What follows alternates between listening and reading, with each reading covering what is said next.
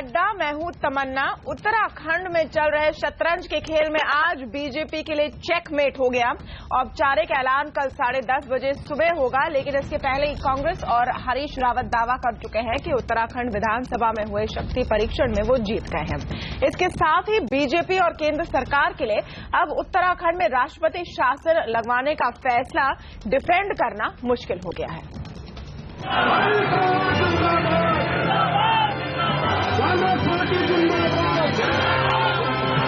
उत्तराखंड में शक्ति परीक्षण के बाद कांग्रेस कार्यकर्ताओं का ये जश्न बता रहा है कि हरीश रावत एक बार फिर मुख्यमंत्री की कुर्सी संभालने जा रहे हैं। भले ही शक्ति परीक्षण के नतीजों का ऐलान सुप्रीम कोर्ट कल करेगा, लेकिन कांग्रेस और बीजेपी नेताओं के बयान बता रहे हैं कि हरीश रावत बहुमत का जुगाड़ करने में कामयाब रहे हैं।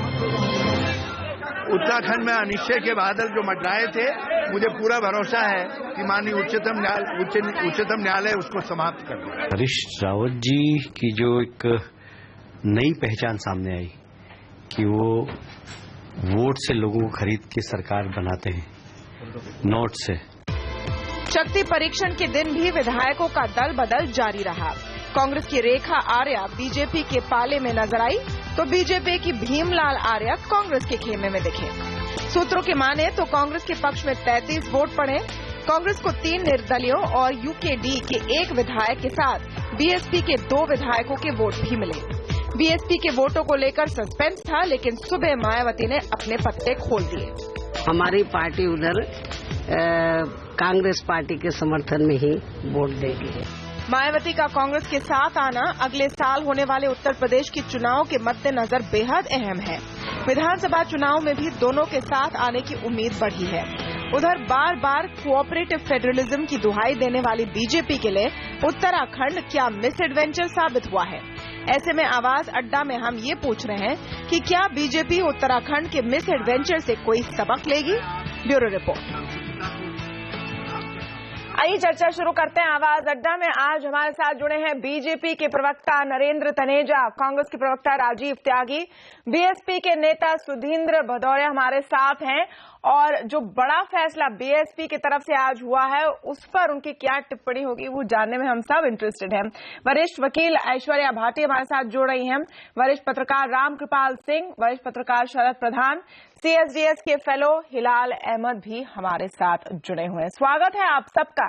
नरेंद्र तनेजा जी, आज का दिन है जब आपको एक ऐसा फैसला डिफेंड करना पड़ेगा एक बार फिर, जो हर पैमाने पर गलत साबित हुआ है, चाहे वो हाई कोर्ट में हो, सुप्रीम कोर्ट में हो और अब फ्लोर टेस्ट में भी। नहीं, देखिए, अब पूरे अगर आप देखें पूरे एपिसोड के 2 पहलू हैं, एक पॉलिटिकल और एक टेक्निकल। टेक्निकल वो जिसमें कि कानून लागू होता है, वो हाई कोर्ट गया, सुप्रीम कोर्ट गया, वगैरह वगैरह। जो पॉलिटिकल जो ज्यादा अहमियत रखता है, जिसका जिक्र आपने किया, वो ये कि ये कांग्रेस की कई दिनों से जो लड़ाई इनके अंदर चल रही है, और खासतौर से पिछले 2 साल से जो इनके अंदर लड़ाई चल रही थी, और उसमें जो घूस की, पैसे की, माइनिंग माफिया की जो भूमिका थी और उसकी जो अंदर लड़ाई चल रही थी, वो ये तो अपना घर चला रहे थे। जहां तक हमारा, क्या हमने जाकर के घर में आग लगाई? क्या हमने जाकर के कहा कि बहुगुणा साहब आप लड़िए? क्या हमने जाकर के कहा कि पार्टी के अंदर ये कलेक्टर? हमने तो कुछ नहीं कहा। राष्ट्रपति शासन लगाने का फैसला, राष्ट्रपति शासन लगाने का जो फैसला था तनेजा जी, आज तो वो मान लीजिए कि वो गलत फैसला था। ट्रिगर हैप्पी हो गए। नहीं तमन्ना, नहीं आप तमन्ना मुझे ये बताइए। नहीं हर पैरामीटर घर में अगर उनके घर में आग लगी हुई है, उस आग से चारों तरफ धुआं हो रहा है, तो केंद्र सरकार की भूमिका है ना, उनकी संविधान के अंतर्गत को धर्म है। हमने जाकर के पूरी सिंसेरिटी से उस आग में रोटियां सेकने की भूमिका अपना धर्म निभाया। नहीं, हमको कोई जरूरत। देखिए, कांग्रेस पार्टी मृत्यु शैया पे है। जब मृत्यु शैया पे जो पार्टी हो, हमने जाकर के किसी की मृत्यु शैया पे जाकर रोटी हम कभी नहीं सकते। आपने उनको दूसरा जीवन दे दिया है। नहीं, हमने वो मृत्यु शैया पे पार्टी है, घूस का 44 सीटों वाली जो पार्टी है, उनको दूसरा जीवन दे दिया है। तमन्ना, घूस का पैसा, घूस के पैसे, जिसके मुख्यमंत्री टेलीविजन पर बार बार देश देख रहा है वो क्या कर रहे हैं, जिनके ऊपर और सारा जो है सबूत अब सामने आ रहे हैं, घूस का पैसा।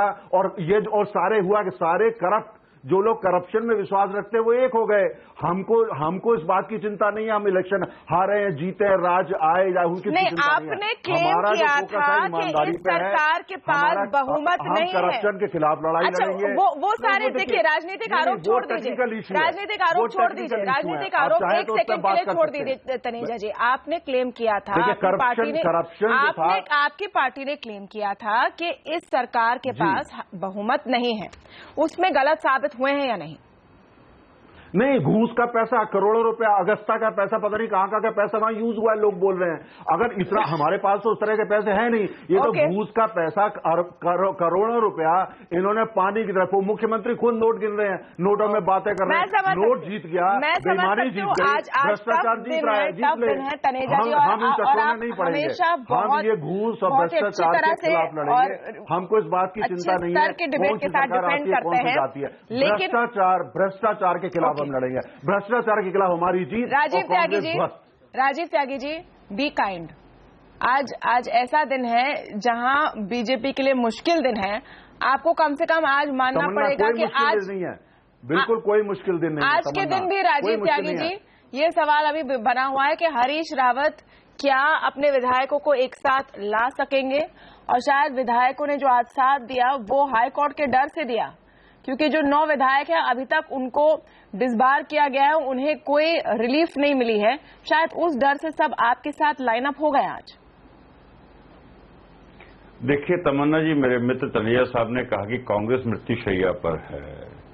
कांग्रेस मृत्युशैया पर रहे या जीवित रहे या अमृत का चखने के बाद कभी खत्म ना हो, उसके बाद हर परिस्थिति में 2-3 चीजें जरूर कहेगी कि देश का संविधान जिंदाबाद, देश की सुप्रीम कोर्ट जिंदाबाद, देश की जनता जिंदाबाद।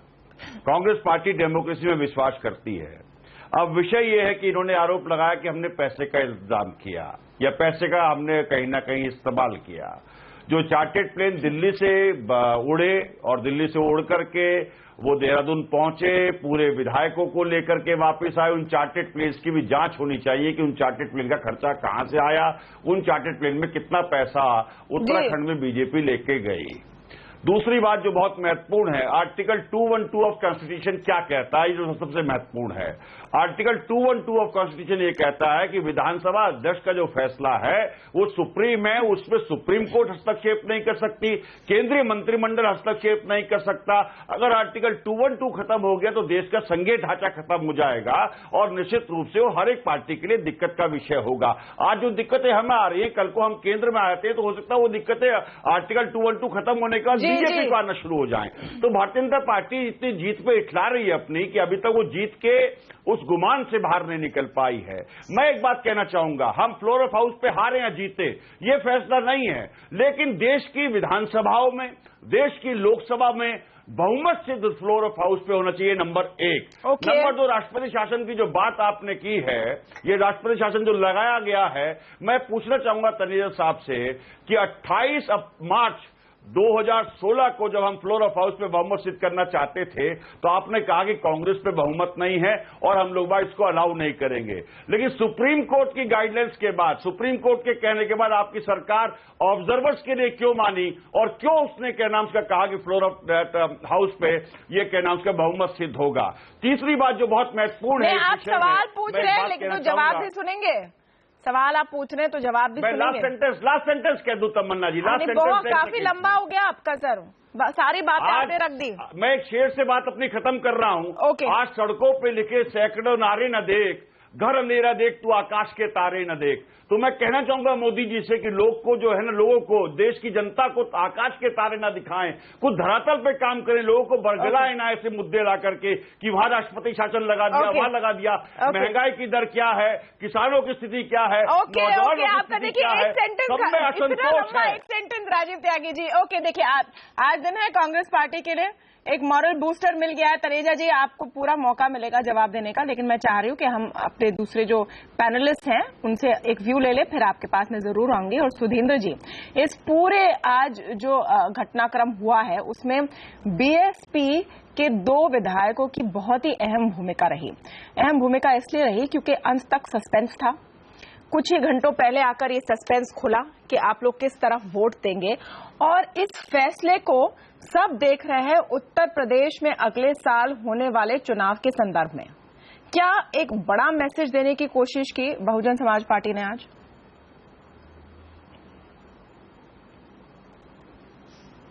देखिए, बहुजन समाज पार्टी की प्रतिबद्धता भारत के संविधान के प्रति है और भारत के न्याय और कानून व्यवस्था के प्रति है। और मैं ये कह दूं कि आज के दिन एक चीज और हुई है, वो भारतीय जनता पार्टी का जो चेहरा है वो जरूर बेनकाब हुआ है देश के लोगों के सामने। भारतीय जनता पार्टी ने 2003-04 में इसी तरह से बहुजन समाज पार्टी को उत्तर प्रदेश में तोड़ने का काम किया था। उस समय के जो वहां स्पीकर थे, उन्होंने 1/3 विधायक नहीं टूटे थे, बहुत कम विधायक टूटे थे। उन्होंने फिर 2, फिर 3, फिर 5 लगातार वो संख्या बढ़ाते रहे, पर वो स्पीकर का फैसला मान्य था, विधि के हिसाब से था। हालांकि उस समय जो एंटी डिफेक्शन बिल था उसकी भारतीय जनता पार्टी ने धज्जियां उड़ा दी थी और उसके बावजूद उसको ये मानते रहे और आज उनको पुरस्कृत करके गवर्नर बनाया है। कोई नई बात नहीं है भारतीय जनता पार्टी के लिए, क्योंकि इनकी आदत ऐसी है। कल्याण सिंह जो इनके उस समय के मुख्यमंत्री थे, उन्होंने झूठा एफिडेविट दिया सुप्रीम कोर्ट के अंदर, उसके बाद बाबरी मस्जिद तोड़ी गई और वो झूठे साबित हुए। मैं कहना ये चाहता हूं कि भारतीय जनता पार्टी का चेहरा जो ये एक कहते थे कि हम वास्तव में ईमानदारी से फेडरलिज्म चलाना चाहते हैं, फेडरलिज्म को भंग करना चाहते हैं, इनके एक नेता अरुण शौरी ने खुद ही कहा है कि वो प्रेसिडेंशियल फॉर्म ऑफ सिस्टम चला रहे हैं। मैं ये कह रहा हूं कि भारतीय जनता पार्टी का ये जो एक मुखौटा था तथाकथित लोकतंत्र को चलाने वाला, और अभी मैं बीजेपी के साथी को सुन रहा था, वो कह रहे थे कि हमारी लड़ाई भ्रष्टाचार के खिलाफ है। उत्तर प्रदेश के चुनाव के पहले, उत्तर प्रदेश के चुनाव के पहले येदियुरप्पा की पार्टी, ये हम लोगों को, पूरे देश को बीजेपी विरोधी है वो उपदेश देते रहते हैं भ्रष्टाचार पर। कोशिश क्यों कर रही है? ये एक सवाल है जिस पर हम आगे डिटेल में बात करेंगे के बारे में। खुद फंसे हुए हैं। मैं कह रहा हूं कि ये जी सुधींद्र मैं ये कह रहा हूं सुधींद्र जी, हमारे विधायकों ने पिछले 4 साल से कांग्रेस, अब आपने इतना लंबा आपने अटैक कर लिया बीजेपी पर। आप I have to give Narendra Taneja an opportunity. जी तनेजा जी, अब आप जवाब दीजिए। आप देखिए क्या हो रहा है तनेजा जी, आप देखिए क्या हो रहा है, पॉलिटिकली इसको एनालाइज करते हैं। आपको देश के सामने रखा और सुधींद्र जी एक मिनट, और सुधींद्र जी एक मिनट, न्याय व्यवस्था की रक्षा की है। जी सुधींद्र जी एक मिनट, इसको तमन्ना देखिए, आप तनेजा जी आप बोलिए साहब से। नहीं तनेजा जी आप बोलिए, तनेजा जी बोलेंगे आप, लेकिन इसको एक पॉलिटिकली एनालाइज कर लेते हैं।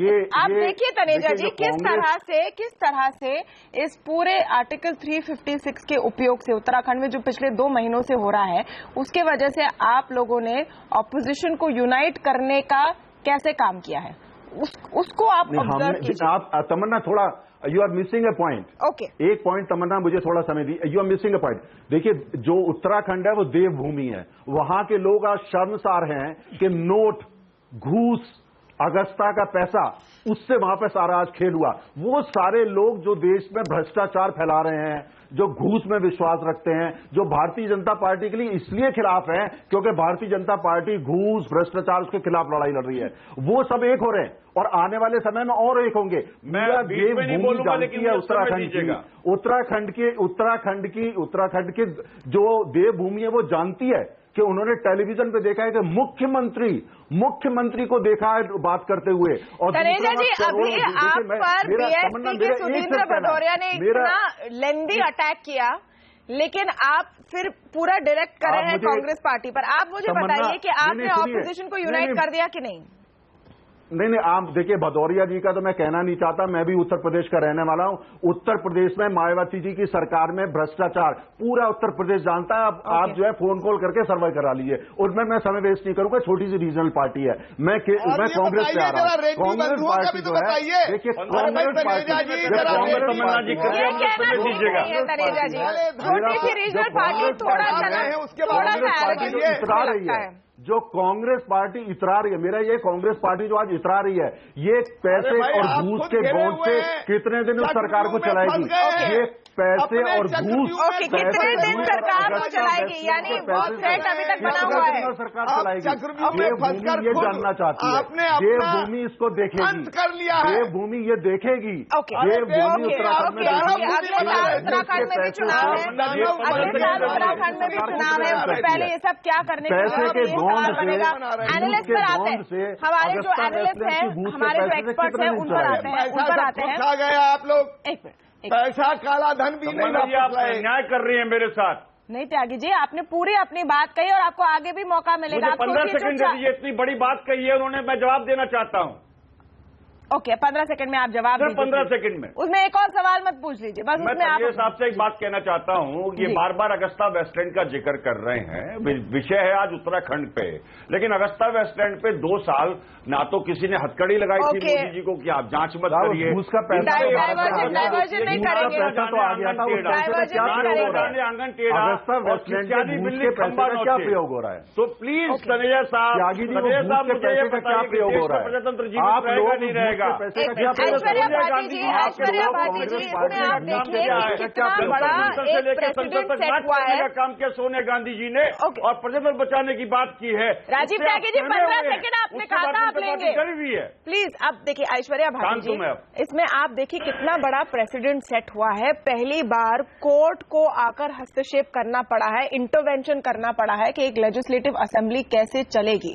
अनप्रेसिडेंटेड है और क्या एक क्लियर लीगल मैसेज है केंद्र सरकार को कि आर्टिकल 356 का इस तरह से उपयोग आप लोग नहीं कर सकते।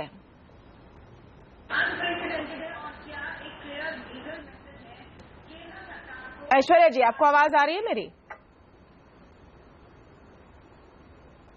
देखिए तमन्ना जी, प्रेसिडेंशियल रूल जो आर्टिकल 356 की बात आती है तो ये एसेंशियली एक पॉलिटिकल और कॉन्स्टिट्यूशनल इशू है। इसमें 2 बातें हैं। आपको कोर्ट का इंटरवेंशन डेफिनेटली इस केस में बड़ा अनूठा हुआ है। It is Pioneer in many ways, क्योंकि ज्यादातर प्रेसिडेंशियल फॉर्म ऑफ गवर्नमेंट जहां पे भी प्रेसिडेंट्स गवर्नमेंट लगती है वहां पे फैसला आता है जब तक सारा मामला ग्राउंड पे रियलिटी कुछ और हो चुकी होती है। ये कोई नई बात नहीं है। ट्रेडिशनली हमने देखा है हिंदुस्तान में, fortunately and unfortunately, article 356 has been an in rampant use by all political parties. तो इस केस में हमने देखा कि सुप्रीम कोर्ट ने एक नॉवल तरीका निकालते हुए by way of N interim order दोनों पार्टीज को साथ में लेते हुए उन्होंने ये बात आगे रखी कि ये इसको। और देखिए एक और बात ये इसमें बिल्कुल क्लियरली है कि सुप्रीम कोर्ट के जो कॉन्स्टिट्यूशन बेंच के जजमेंट्स हैं आर्टिकल 356 पे, उन्होंने यही बोला है कि the test has to be on the floor of the house. लेकिन ये बात यहां तक आके खत्म नहीं होती, क्योंकि डिस्क्वालिफाइड एमएलएज को हालांकि उनको इंटरिम रिलीफ नहीं मिला था, पर उनका मैटर अभी भी पेंडिंग है और जुलाई में फर्दर हियरिंग है। दूसरी बात, अभी सुप्रीम कोर्ट के सामने भी ये पूरा मामला कि राष्ट्रपति शासन प्रॉपर मटेरियल से लगा था या ना लगा था, ये भी अभी सुप्रीम कोर्ट को एग्जामिन करना बाकी है। तो ये दोनों एस्पेक्ट्स पे अभी बहस होनी है। हालांकि बहुत सब कुछ एकेडमिक रह गया है, क्योंकि फ्लोर ऑफ द हाउस पे जो होता है वो ही टेस्ट अल्टीमेट है और मुझे नहीं लगता कि उससे अलग कुछ भी हो पाएगा। तो नहीं हिलाल, तो इफेक्टिवली हरीश रावत की सरकार बनेगी और फिर जुलाई में अगर फिर से इन 9 विधायकों पर जो भी फैसला आएगा वो किस तरह से इम्पैक्ट करेगा इस पूरे सिलसिले में, वो कहां पर फिट होता है? देखिए, दल बदल का कानून है, उससे तो बात स्पष्ट है कि उनकी सदस्यता पर अभी तक की जो मेरी रीडिंग है उसके हिसाब से उनकी सदस्यता जो है वो ऐसा माना जा सकता है कि चली जाएगी। तो उसके 2 प्रावधान हैं। एक ये कि वहां पर दोबारा चुनाव हो, लेकिन हम क्योंकि ये जानते हैं कि अभी उत्तराखंड असेंबली का चुनाव जो होना है वो भी नजदीक में ही है, तो ये फैसला कि क्या उन सीटों पर दोबारा चुनाव होगा या नहीं होगा, इसको तभी इस पर बात हो सकती है जबकि ये दोनों फैसले खुलें, एक आज वाला फैसला और फिर जो आगे जो उन विधायकों की सदस्यता का सवाल है उनका फैसला खुले, तभी ये होगा। लेकिन एक और बात जो हमारी बातचीत में नहीं आई है जिसको कि मैं हाईलाइट करना चाहता हूं, जैसे ये कहा जा रहा है कि लोकतंत्र की जीत है, मुझे लगता है कि लोकतंत्र को इतना छोटा और एक असेंबली के फ्लोर टेस्ट से मापना ठीक नहीं होगा, क्योंकि यहाँ पर संस्थाओं की अपने आप जो उनकी अपनी आत्मीयता है उसका सवाल भी है।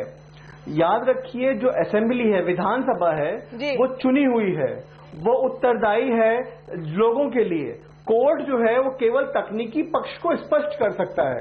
तो ये एक बहुत बड़ा सवाल एक पॉलिटिकल क्लास के लिए बनता है कि क्या जिन संस्थाओं में वो बैठे हैं उनकी मर्यादा की वो रक्षा करने में कामयाब हुए हैं अपनी पार्टी पॉलिटिक्स से ऊपर आकर या नहीं।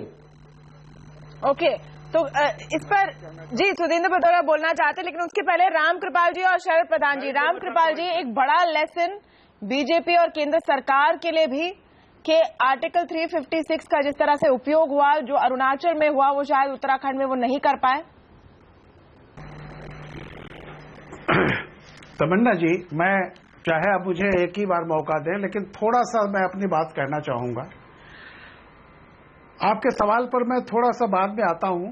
आज सुबह से जब ये घटनाक्रम शुरू हुआ तो मैं देख रहा था टीवी सेट्स पे, आ रहा था कि वहां का एक माहौल बताया जा रहा था।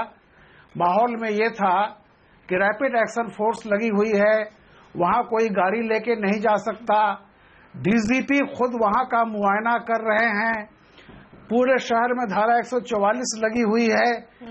ऐसा लग रहा था कि कोई आतंकवादी हमला होने वाला है या जनता के चुने हुए प्रतिनिधियों की राजकुमारी हो रही है। आज जो हालात थे, और देखिए बिना अध्यक्ष के, बिना स्पीकर के विधानसभा की कार्रवाई चली है। कोई भी असेंबली से लीगल पर्सन माना जाता है, वो एक मकान नहीं है, उसमें जो सदस्य रहते हैं उसका एक वो होता है। आज स्पीकर के बिना, तो मैं कह रहा हूं कि लोकतंत्र की इस हालत को इतना कमजोर करने के लिए यूपीए और एनडीए दोनों जिम्मेदार हैं। आज का दिन बहुत खुश होने वाला दिन नहीं है। आप लोकतंत्र को लंगड़ा बना रहे हैं और हर जगह आपको विधायिका की बैसाखी चाहिए, न्यायपालिका की बैसाखी चाहिए विधायिका को। ये बहुत खतरनाक ट्रेंड है। तमन्ना जी, मैं इसको एक बात ये कह रहा हूँ। दूसरी बात जो आप कह रही हैं, देखिए अभी एक दिन के घटना पर कृपया कोई जजमेंट मत निकालिए। जैसे अभी हुआ है, आप आज देखिए कल क्या जजमेंट आता है, उसमें क्या टिप्पणी होती है, क्योंकि अब 9 नहीं, अब उसमें 2 और जुड़ गए हैं। जो जिन कारणों से उन 9 विधायकों को किया गया है, उसमें आज एक बीजेपी का कांग्रेस में गया है, एक कांग्रेस का बीजेपी में आया है जी।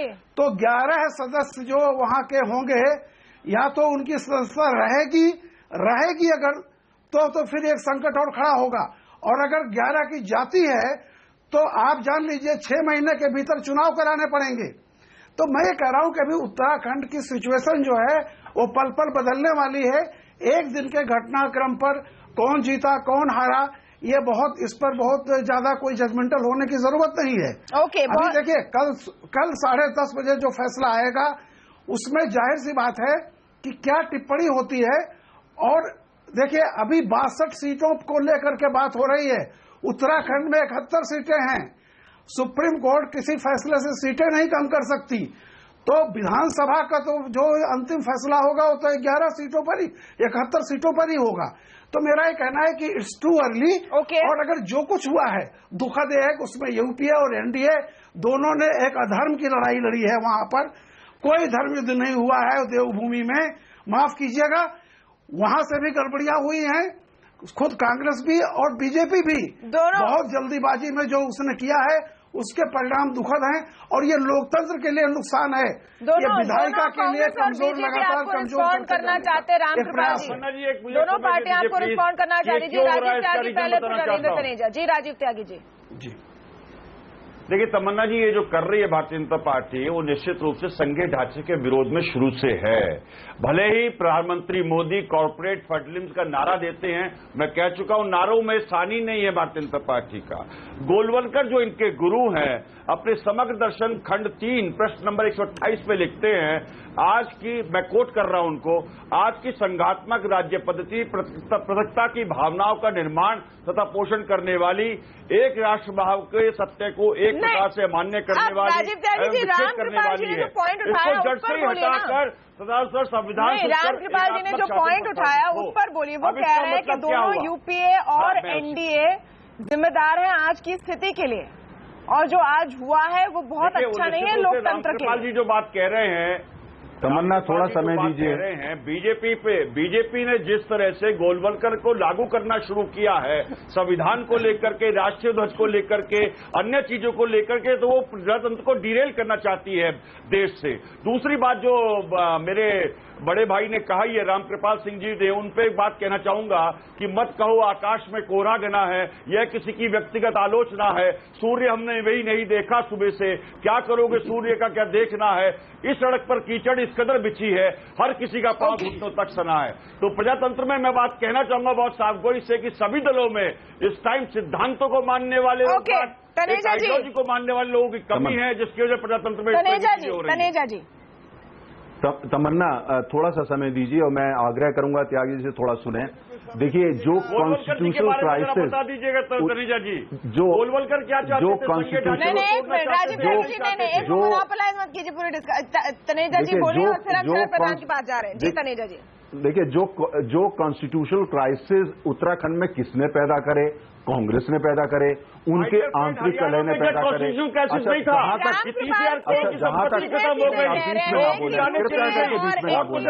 थोड़ा डेकोरम मेंटेन करें, जिम्मेदारी नहीं डेकोरम इलाल अहमद ने भी थोड़ा डेकोरम मेंटेन करें, दर्शकों का सम्मान करें, दर्शकों का सम्मान करें, थोड़ा डेकोरम रखिए, थोड़ा डेकोरम।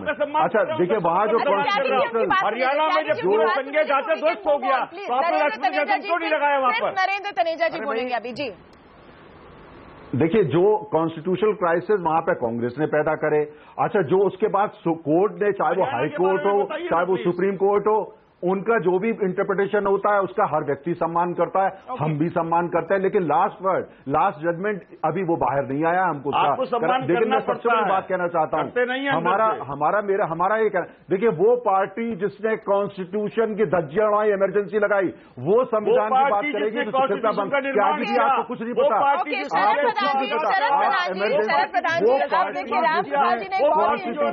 एंगल दिया है कि अभी तक नहीं आया है, हमें सुनना है सुप्रीम कोर्ट में क्या होता है। दो सदस्य पर अब सवाल है कांग्रेस और बीजेपी के, लेकिन मैं इसको एक कदम आगे देख रही हूँ। जो इमरजेंसी लगाने वाली पार्टी संविधान की बात करें। तनेजा जी जरा बोलने दीजिए भाई, दूसरे को भी बोलने दीजिए। ये बताइए, मुझे पूछना है शरद प्रधान से उत्तर प्रदेश के बारे में। आपने उठाया है, मैंने वो सवाल पूछा था सुधींद्र जी से, उन्होंने उसका जवाब नहीं दिया, लेकिन जो दो विधायकों ने, बीएसपी के दो विधायकों ने आज फैसला लिया, क्या उसमें उनकी नजर उत्तर प्रदेश के अगले साल के चुनाव पर है कि किसी भी तरह उन्हें बीजेपी विरोधी नजर आना है और उसकी जमीन अभी से तैयार की जा रही है? नहीं ऐसा है, देखिए मायावती जो हैं वो बड़े अपने कार्ड सोच समझ के खेलती हैं, लेकिन उनके साथ ये सोचना कि आज जो उन्होंने किया है कल भी वही करेंगी, ये जरूरी नहीं है। ये आज हमारे राजनेताओं का यही स्टाइल है, लेकिन ये जो पृष्ठभूमि है बन रही है उसमें ये काफी कुछ आज से दिखता है कि वैसे भी प्रेडिक्ट किया जा रहा है कि आगे चल के, क्योंकि ऐसा लग रहा है कि यूपी में शायद हंग असेंबली होगी 2017 में, तो उसमें ये जिस तरह के वो आ रहे हैं प्रेडिक्शंस कि मायावती जी नंबर 1 पे आ सकती हैं। अगर आती हैं तो कांग्रेस के सपोर्ट से वो सरकार बनाने की स्थिति में होंगी या नहीं होंगी, इस तरीके की अटकलें, इस तरीके की बातें चल रही हैं, कांग्रेस सोच रहे हैं। तो ये एक फर्स्ट स्टेप हो सकता है, इसमें कोई दो राय नहीं है। लेकिन जहां ये मैं जिस मुद्दे पे आप बात कर रही थी, मैं उसमें ये कहना चाहूंगा कि मैं रामकृपाल जी की बात से बिल्कुल 100% एग्री करता हूं कि जो कुछ भी हुआ है ये दोनों पार्टियां एक ही थाली के चट्टे बट्टे हैं। इन्होंने देखिए शुरुआत करी, उन्होंने बीजेपी वालों ने भी कोई ये मुफ्त में कांग्रेस वाले क्रॉस ओवर नहीं कर गए थे, उनको भी लालच दिया गया था। तो जो हरकत उन्होंने करी वही इन्होंने करी, खरीद फरोख्त। ये दुर्भाग्य है कि उत्तराखंड में ये जनता बिल्कुल गलत हार हो रही है, गलत आरोप है, ऐसा मत बना था बिना सबूत के ऐसे आरोप मत लगाइए। देश की जो बुराइयां बिना सबूत के ऐसे आरोप मत लगाइए, कुरीतियां हैं वो कम होंगी, लेकिन ऐसा नहीं हुआ। ये बहुत गंभीर आरोप है, वहां पे वही हो रहा है, वही हो रहा है, वही भारतीय जनता पार्टी लग गई है वहां पे दोनों साइड से। ओके, और ये बड़ा अफसोस की बात है, ये दुर्भाग्य है लोकतंत्र का। सुधींद्र भदौरिया जी सोचना चाहिए, विचार करना चाहिए। जैसा कि कांग्रेस के नुमाइंदे इन्होंने कह दिया कि साहब जो है सभी ये सभी कर रहे हैं तो हम भी करेंगे, तो बड़े शर्म की बात है। सुधींद्र जी बीजेपी वाले भी वही कुकर्म करेंगे और ये भी वही कुकर्म करेंगे। ऐसा है, मैं 2-3 चीजों को बहुत ही मुख्य स्वर में रखना चाहूंगा। देखिए, जो बात जहां तक लोकतंत्र की हनन की और उसको अक्षुण्ण रखने की, उसकी सुरक्षा करने की, ये कभी भी ना एक दिन में शुरू होती है, ना एक दिन में खत्म होती है। हमने ये जाना है और सीखा है, क्योंकि हम लोग उसमें भागीदार रहे हैं लड़ाई में। इसकी हर रोज हमें परीक्षा देनी होती है और हर रोज इसकी सुरक्षा करनी पड़ती है। ये सही है, जैसा कि अभी कुछ लोग साथियों ने कहा कि ये पहले भी ये कोई नई चीज नहीं हुई। 356 का दुरुपयोग, 356 का दुरुपयोग नंबूदरीपात के समय में भी हुआ था, और हमने ये देखा है कि इसका दुरुपयोग इस बार जिस तरह से नंगे रूप में बीजेपी ने कोशिश की, उसका जवाब उनको मिला है। नतीजा क्या होगा कल पता चलेगा, पर निसंदेह कि बीजेपी ने जो किया उसको लोगों ने, देश के लोगों ने देखा है। और मैं आपको बतला दूं, आज से बीजेपी की उल्टी गिनती शुरू हो गई है। तनेजा जी कुछ भी बोलते रहे, तनेजा जी इस बात को ये नहीं मानेंगे कि किस तरह से उन्होंने 9 विधायकों को, 1/3 विधायक होने चाहिए थे, किस तरह से दिल्ली में लाए, कैसे अमित शाह के घर पर मीटिंग हो रही थी, क्या क्या हो रहा था। आप लोगों ने एन मौके तक क्यों नहीं ये साफ तौर पर कहा कि आप हरीश रावत के साथ हैं? सरकार को नहीं, आप ये बताया कि आपने लोकतंत्र की एंड मोमेंट तक इतना सस्पेंस क्यों रखा? आपने एंड मोमेंट तक इतना सस्पेंस क्यों रखा? अगर आप इतना स्ट्रांगली फील करते हैं बीजेपी को लेकर, तो एंड मोमेंट तक सस्पेंस क्यों? आपने देखिए, आपको मैं बतला दूं, पिछले 4 वर्षों से बहुजन समाज पार्टी वहां पर हरीश रावत जी की सरकार का समर्थन करती रही है जी। अब की बार ये क्राइसिस हुई, बहन मायावती जी ने उसी समय, भदौरिया जी, कांग्रेस तो उत्तर प्रदेश में है नहीं, है कांग्रेस के लिए मोह उस समय पर जो विधायकों की राय थी, वहां पर विधायकों की राय भी तो ली जाएगी। एक तरफ आप कहते हैं कि मायावती की पार्टी नहीं है, जब विधायकों की राय ये थी, मायावती जी ने लोकतंत्र की रक्षा की, संविधान की रक्षा की, और बीजेपी पर ये करारा तमाचा लगा है। एक मिनट, छोटा सा मुझे ब्रेक लेना होगा, यहाँ पर छोटा सा ब्रेक लेना होगा। लेकिन इस ब्रेक के बाद एक बहुत ही महत्वपूर्ण सवाल जिसकी शुरुआत की रामकृपाल सिंह जी ने, ये पूछकर कि क्या इस पूरे कहानी में अंतिम चैप्टर लिखा गया है या बहुत कुछ आना है? सुप्रीम कोर्ट में क्या आ सकता है? 9 विधायकों पर क्या फैसला आ सकता है? उसका क्या असर पड़ सकता है? क्या नया ट्विस्ट आ सकता है इस पूरे उत्तराखंड के खेल में? इस पर हम चर्चा करेंगे इस छोटे से ब्रेक के बाद। जाएगा नहीं।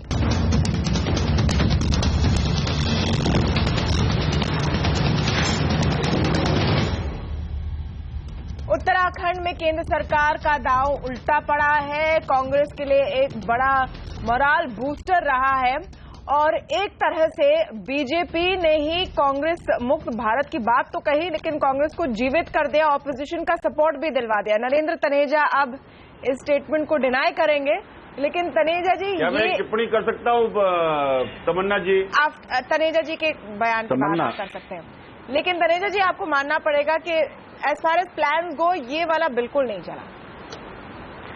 तमन्ना जी, एक चीज आप भूल रही हैं, लोकतंत्र के अंदर सबसे बड़ी अदालत लोग होते हैं, और उत्तराखंड देवभूमि के लोगों को ये कतई पसंद नहीं आया है, और अंतिम फैसला वो देंगे जब कांग्रेस जो पहले से मृत्युशैया पे है और पैसा और देने जा रहे हैं। आपने पहले से ही क्यों ये पूरा सुनिए थोड़ा पैसा आपने कौन सा कम पैसे का चलन कम किया है? देखिए, जो हमारी भारतीय जनता पार्टी की हमारी जो पार्टी कौन सी दूध की धुली हुई है? सिद्धांतों की राजनीति है, हमारी सिद्धांतों की राजनीति है।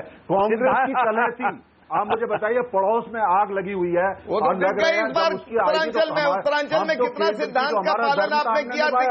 अब उसमें कुछ लीगल, ये सिद्धांत दिख रहा है आपका, ये सिद्धांत दिखा है आपका, लेकिन हमने जो काम किया वो सही किया। अच्छा, दूसरी बात मैं कह रहा हूँ, भदौरिया जी से सवाल पूछ रहा हूँ, भदौरिया जी से मैं एक सवाल पूछ रहा हूँ, ये जो भदौरिया जी की धज्जियां उड़ा दी आपने लोकतंत्र की, और उत्तर प्रदेश में कांग्रेस है का?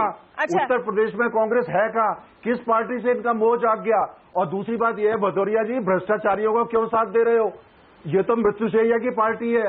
आप अपना अपने अरे पता चलेगा आपको उत्तर प्रदेश में जब जमानते हैं, जब मोदी बीजेपी की। आप करिए, लेकिन तनेजा जी जमानते नहीं लेंगे। तनेजा जी अगर आपने सीरियसली सुधींद्र भदौरिया से सवाल पूछा है तो उनका जवाब सुनिए। अपना धर्म निभाया है जो संविधान के अंतर्गत और जो हमको लगता था सही है और हमारी जीत। तनेजा जी अगर आप सीरियसली ये सवाल पूछ रहे हैं, अगर आप सीरियसली ये सवाल पूछ रहे हैं सुधींद्र भदौरिया से, फिर मैं उनसे जवाब मांगूंगी, लेकिन आप सिर्फ बस बिल्कुल आप उनसे पूछिए कि ये वो पार्टी जो मृत्युशैया पे है उसके लिए मोह कैसे, और उत्तर प्रदेश में तो कांग्रेस है ही देना चाहूंगा कि कांग्रेस के बारे में बात कर जवाब देंगे, फिर राजीव त्यागी। सुधींद्र जी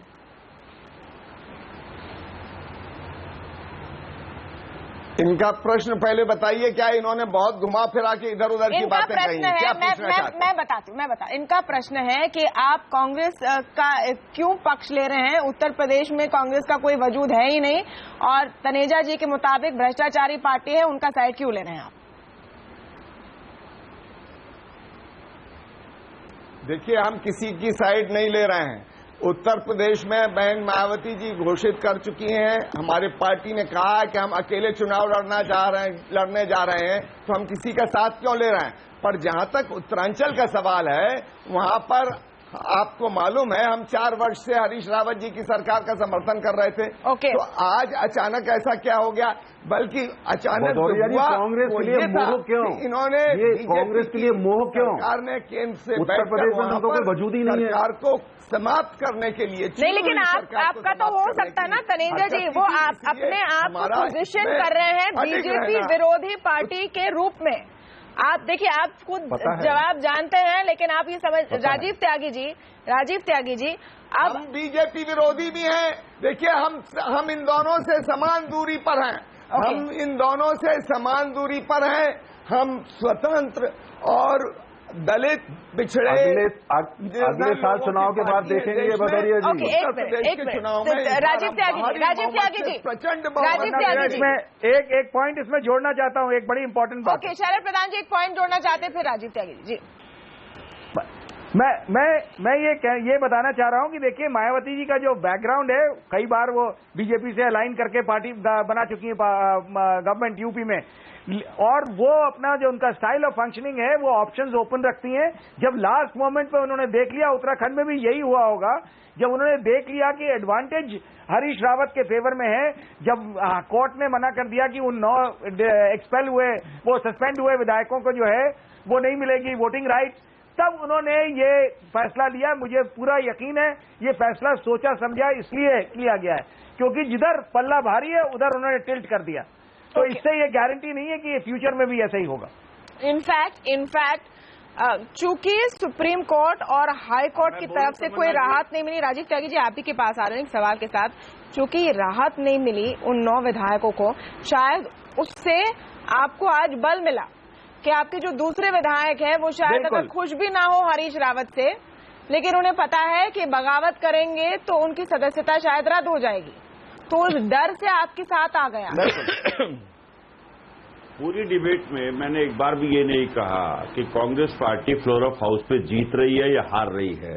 मैंने सिर्फ हर बार ये कहा कि प्रजातंत्र में नेताओं ने आकर विधानसभा में मैं एक बात कह दूं तो कंप्लीट कर दूं, विधानसभा में या लोकसभा में फ्लोर ऑफ हाउस पे टेस्ट होगा बहुमत का। 1999 में 1 वोट से वाजपेयी सरकार हार रही थी, सबको पता है, लेकिन कांग्रेस पार्टी ने भी और सब दलों ने कहा कि फ्लोर ऑफ हाउस पे टेस्ट होना चाहिए और वाजपेयी सरकार 1 वोट से गिर गई थी।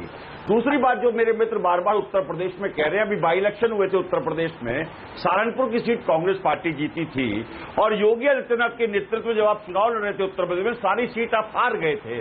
तो मेरे मित्र, जनता की जो राय होगी, जनता जो तय करेगी। महान दिनकर ने कहा है कि हुंकारों से महलों की नींव उखड़ जाती है, सांसों के बल से ताज हवा में उड़ते हैं, जनता की रोके रहा समय में ताव कहां, वह जिधर चाहती काल उधर मुड़ जाते हैं। तो लोग बात तय करेंगे कि प्रजातंत्र किस तरफ जाएगा। और 2017 में उत्तर प्रदेश के चुनाव में मोदी सरकार के ताबूत में आखिरी खील ठोकने का काम कांग्रेस करेगी और कांग्रेस पार्टी अपने दम पे सरकार बनाने का काम करेगी।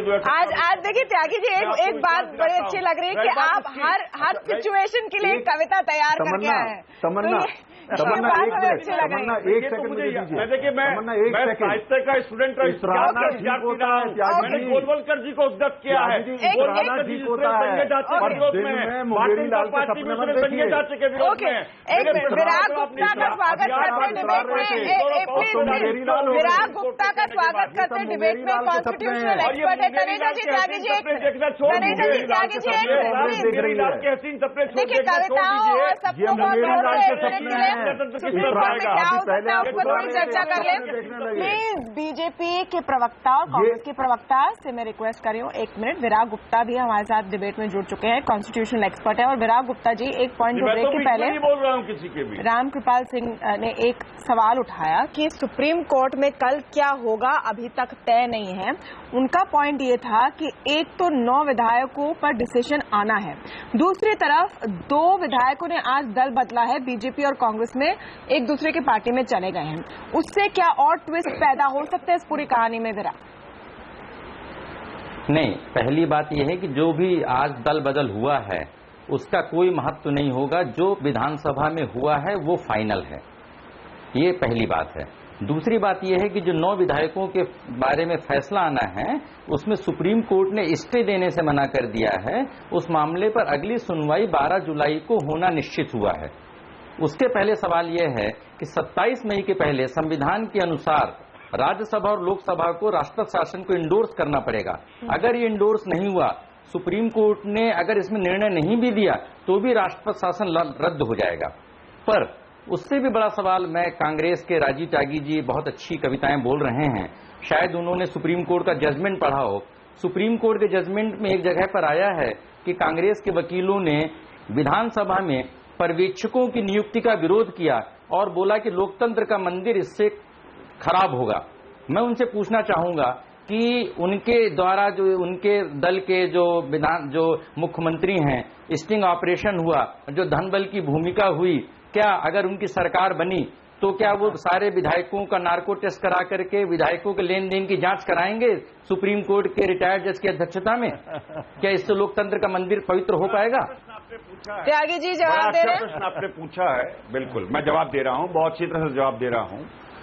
मैंने एक बात कहना चाहूंगा इसमें बहुत स्पष्ट कि हरीश रावत जी ने कल ये स्पष्ट किया कि वो नार्को टेस्ट के लिए तैयार हैं। जिन व्यक्ति ने उनका स्टिंग किया वो भी नार्को टेस्ट के लिए तैयार है। कल वो चैनल पे मेरे साथ डिबेट पे थे। अब हमारी मांग ये है कि कैलाश विजयवर्गीय और साथ में अमित शाह जी, इन दोनों का नार्को टेस्ट भी होना चाहिए। अगर ये दोनों नार्को टेस्ट कराने के तैयार है तो हम हर एक व्यक्ति का नार्को टेस्ट कराने का तैयार हैं। दूसरी बात यह है कि देखिए वो सीबीआई तय करे या देश की जो सत्ताधारी पार्टी है वो तय करेगी जांच किस तरफ जाएगी। रही बात आपने सुप्रीम कोर्ट के निर्णय की बात कही है, my dear friend, Congress party दो स्तंभों को धन्यवाद देना चाहेगी। पहला स्तंभ तो सुप्रीम कोर्ट है, जो तीसरा स्तंभ कहलाता है, उनको धन्यवाद देना चाहेगी और उनके किसी भी निर्णय पे कोई टिप्पणी नहीं करना चाहेंगे हम। और चौथा स्तंभ जो है मीडिया है, प्रेस के लोग बाग हैं। मैं सीएनबीसी आवाज को विशेष रूप से धन्यवाद देना चाहूंगा कि उन्होंने उत्तराखंड विषय को जिस तरह से उठाया अपनी हर डिबेट में, उसकी वजह से देश में लोकतंत्र बचता है। इन मीडिया हाउसेज की वजह से देश में लोकतंत्र बचता है। और मैं स्वागत करता हूं कि आप हमारी आलोचना भी करिए। हाँ ठीक है, हाँ मैं मानता हूँ मैं, लेकिन वो स्टिंग बढ़ती है और स्टिंग की जांच होनी चाहिए। हाँ जी ओके तनेजा जी, फिर रामकृपाल सिंह और मेरा सवाल बड़ा तनेजा जी एक पॉइंट रखना चाहते हैं। जी नरेंद्र तनेजा जी, मैं तमन्ना में छोटी सी बात त्यागी जी को कहना चाहता हूँ। त्यागी जी, जो हसीन लोग होते हैं इतराना उनको अच्छा लगता है, ये अगस्ता वेस्टलैंड और घूस के पैसे की राजनीति को इतराना अच्छा नहीं लगता। इतराना बंद करिए, बंद करिए। ना हमारे पास 56 इंच का सीना है, के पैसे से जो सरकार आपकी और नॉर्मल चीजों से हमने देश ओके रामकृपाल जी आना चाह रहे थे इस डिबेट में। रामकृपाल जी, विराट के मुताबिक कोई इसमें कंफ्यूजन है नहीं, की जांच करा लीजिए, कोई अभी सस्पेंस है नहीं इन 2 विधायकों को लेकर। रामकृपाल सिंह बोलेंगे अभी। राजू भाई एक मिनट, राजू भाई एक मिनट। अभी तमन्ना जी आपने जो 1-2 लोगों ने जो पाला बदला है उसकी बात मैंने इस संदर्भ में कही थी कि जो काम किया है उन 9 विधायकों ने वही काम आज 2 लोगों ने और किया है। तो इस तरह से कुल 11 सीटें विधानसभा की 71 में से 11 सीटों पर सवालिया निशान उठ रहे हैं। ये 11 सीटों में से या तो ये विधायक रहेंगे या जाएंगे। अगर इनकी सदस्यता मानी जाती है तो भी एक संकट आएगा इस सरकार पे, और अगर इनकी जाती है तो 3 महीने के अंदर 4 महीने के अंदर आपको चुनाव कराने पड़ेंगे। तो मैं ये कह रहा था कि उत्तराखंड की राजनीति अभी उसमें कोई भूचाल अभी आने बाकी हैं कई, इसलिए आज के जो कल फैसला आएगा, अभी तो कोर्ट का फैसला आया ही नहीं है। अभी तो आज केवल इशारों पर किसी ने वी दिखाया, किसी ने कुछ कहा, ये सब कुछ अनुमान है। जो फैसला कल सुप्रीम कोर्ट का आएगा 10:30 बजे, उसके आप सही कह रहे हैं, लेकिन रामकृपाल जी, जब बीजेपी के नेता खुद कह रहे हैं कि कांग्रेस ने धन बल का उपयोग किया है, तो प्रीटी क्लियर है कि उन्होंने हार मान ली है और कांग्रेस नंबर ले ली। उस बेसिस पर हम ये आकलन कर रहे हैं। कितना चिल्लाइए, हम भी मानते हैं कि कल औपचारिक फैसला आज आने वाला है। हिलाल अहमद कहना चाह रहे थे, हिलाल ऐड करना चाह रहे थे एक पॉइंट, हिलाल और फिर ऐश्वर्या भाटी। हिलाल अहमद, मैं हाँ तमन्ना, सिर्फ मैं यहाँ पर अभी जो ये बात हुई वो राजनीतिक मर्यादाओं की बात भी है। तकनीकी सवालों पर मुझे नहीं लगता कि हम सभी में कोई मतभेद है। हम सभी जानते हैं कि तकनीकी तौर पर क्या होगा और क्या नहीं होगा, लेकिन बड़ा सवाल जो मैं उठाना चाहता हूं वह राजनीतिक मर्यादाओं का सवाल कि अगर हम अपनी विधायिकाएं जो हैं हमारी और विधायकों के नार्को टेस्ट तक की नौबत आ जाए तो फिर ये एक बहुत बड़े राजनीतिक शर्म की बात है। और मुझे ऐसा लग रहा है कि ये शर्म जो है किसी भी राजनीतिक दल के लिए शर्म नहीं है, क्योंकि ये इतना ज्यादा प्रैक्टिकल हो चुकी हैं चीजें कि जिसमें आप जो बार बार कह रहे हैं सिद्धांतों की बात, मुझे कतई नहीं लगता कि कोई सिद्धांतों के साथ बात चल रही है। बात सिर्फ जीत और हार की है और उसमें बार बार आप जो है वो अपनी मर्यादाओं को खो रहे हैं। ओके, ऐश्वर्या भाटी जी, इसमें अब लीगल प्रोसेस क्या है? जैसे रामकृपाल जी दर्शा रहे हैं कि एक लंबा लीगल प्रोसेस अभी है। आपका पहले कहना था कि जो बातचीत अभी होगी कोर्ट में वो लगभग एकेडमिक है, जो इस पूरे मामले का राजनीतिक हिस्सा है वो सेटल हो चुका है। देखिए तमन्ना जी, फ्लोर टेस्ट जो है वो सेटल हो चुका है और फ्लोर टेस्ट की अपने आप में बहुत बड़ी सैंक्टिटी होती है, इसीलिए मैंने कहा था कि लार्जली एकेडमिक एक्सरसाइज रह गई है। लेकिन फिर भी वो अभी दोनों ही इश्यूज सुप्रीम कोर्ट में पेंडिंग है कि presidential form of government rightly impose हुआ था या नहीं हुआ था, गवर्नर के सामने प्रॉपर मटीरियल था, प्रेसिडेंट के सामने प्रॉपर मटीरियल था, ये सारा issue open to judicial scrutiny है।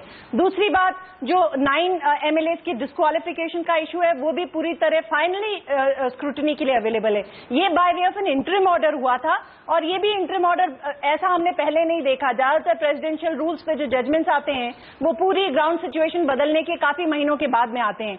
बट हैविंग सेड दैट, यहाँ पे अभी आज सारी हम देख रहे हैं आपकी डिबेट पे भी पॉलिटिकल अपॉर्चुनिज्म चल रहा है। सारी पॉलिटिकल पार्टीज एक दूसरे को कह रही हैं कि आप कुछ भी कह रही हैं, पर एक चीज मैं आपको कॉन्स्टिट्यूशन की कॉन्स्टिट्यूएंट असेंबली से याद दिलाना चाहती हूँ जो डॉक्टर B.R. अम्बेडकर ने कहा था इस आर्टिकल 356 पे। जब उन लोगों ने कहा था कि ये आर्टिकल सही होगा नहीं होगा, तो डॉक्टर B.R. अम्बेडकर ने कहा था कि हम ये अपेक्षा करते हैं कि ये आर्टिकल एक डेड लेटर वर्ड की तरह रहे।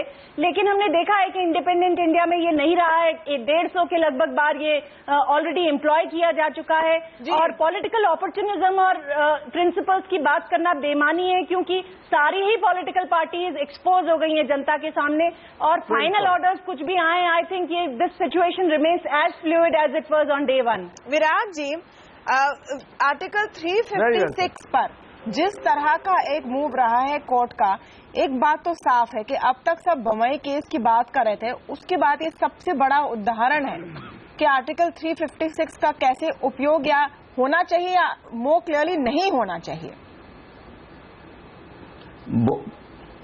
बम्बई केस के बाद बिहार वाले मामले में सुप्रीम कोर्ट ने एक बड़ा फैसला दिया था।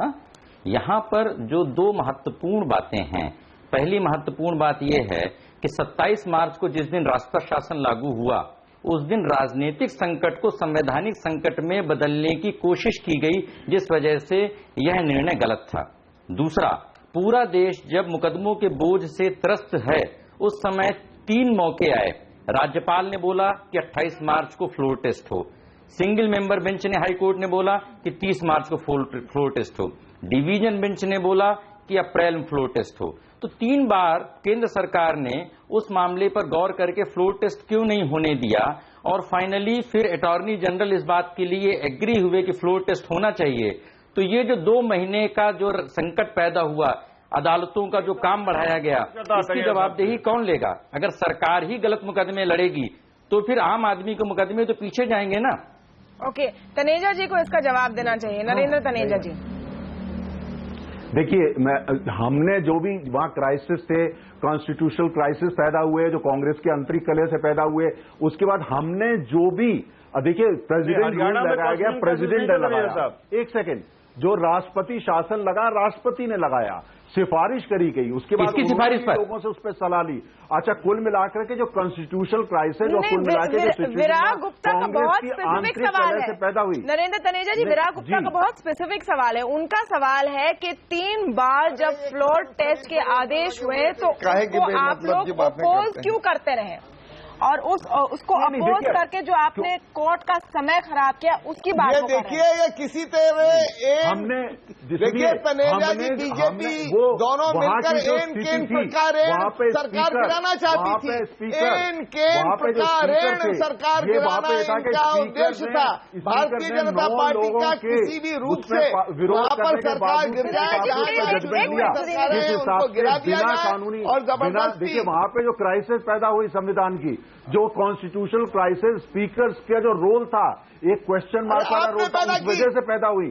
ऐसी उससे परिस्थितियां बनी कि वो स्टेप, और हमने सिद्धांतों पे काम किया, कॉन्स्टिट्यूशन की जो जरूरत थी उस पर काम किया, अंत में शरद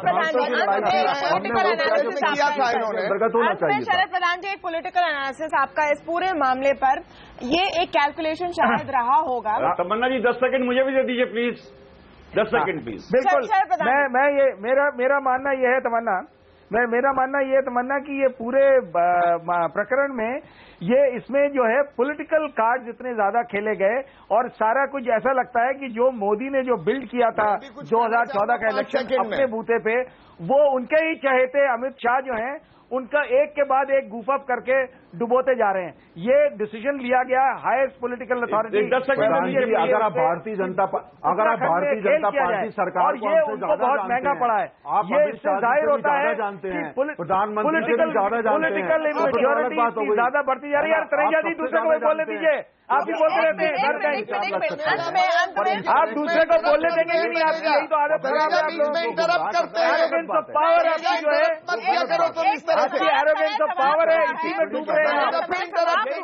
एक बात तो साफ है कि जो लड़ाई बीजेपी और कांग्रेस के बीच चल रही है इस वक्त, और वो हर स्फीयर में दिख रही है, हर जगह पर दिख रही है। उत्तराखंड में भी एक बड़ी बीजेपी और कांग्रेस के बीच में लड़ाई चल रही है। उसमें एक बड़ा प्रॉब्लम बीजेपी के लिए अब ये हो गया है कि जो दूसरी पार्टियां हैं वो भी कांग्रेस के साथ आ गई है, वो एक सेटबैक है। हालांकि सुप्रीम कोर्ट में आगे क्या क्या होगा इस पर भी नजर अब बनानी होगी, फाइनल फैसला अभी तक आया नहीं है। बहुत बहुत शुक्रिया आप सबका हमारे साथ आवाज अड्डा में आज जुड़ने के लिए। नमस्कार।